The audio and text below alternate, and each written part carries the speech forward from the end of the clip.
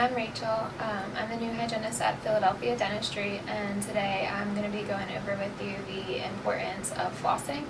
So I have a lot of patients that come in, and when I ask them about their home care, they say, I'm really good at brushing, but I don't floss very often. So the importance of flossing is the same reason that you want to brush the plaque bacteria off of your teeth. When you brush the soft bacteria off of your teeth and you can't feel it with your tongue anymore, your teeth feel clean to you. But what's not clean is in between the teeth. The plaque is still sitting there, you just can't feel it. And what happens over time, over a very short period of time, is that plaque bacteria sitting in between the teeth, it calcifies. So it starts off soft, and within a short time it begins to harden. And once it hardens, it becomes what you commonly hear as tartar or calculus. We may refer to it as a deposit. That's what causes gum disease, and gum disease eventually leads to bone loss, which we call periodontal disease. So not flossing starts off as a very small problem, but it can graduate quickly into a larger problem. The gums, once they're irritated, that leads to the bone loss, and bone loss is not reversible. Gum disease is. So we want here to catch gum disease as early as possible in its progression. We treat bleeding immediately to reverse the progression of gum irritation, to prevent bone loss, so that we don't ever have any irreversible condition going on in our patients' mouths. So I'm going to review with you the proper flossing technique, and then when you come in as a patient, we'll review what's most realistic for you to use at home.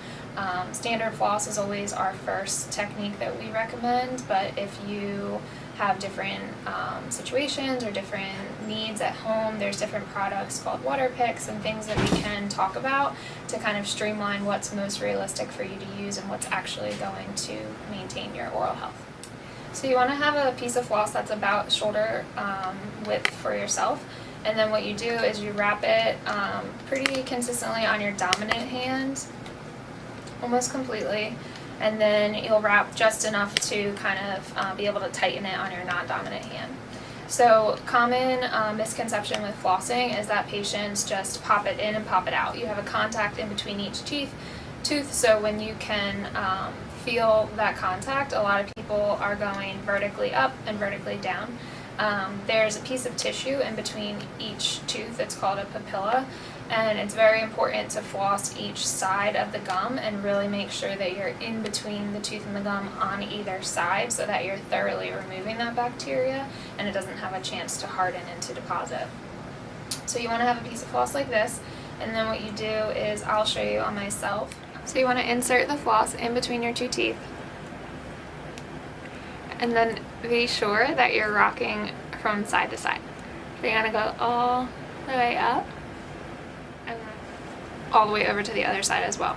And then what you'll do is you'll transfer the floss onto the non-dominant hand and then rotate out on the dominant hand, and now you have a new piece of floss so that you're not just transferring bacteria from pocket to pocket.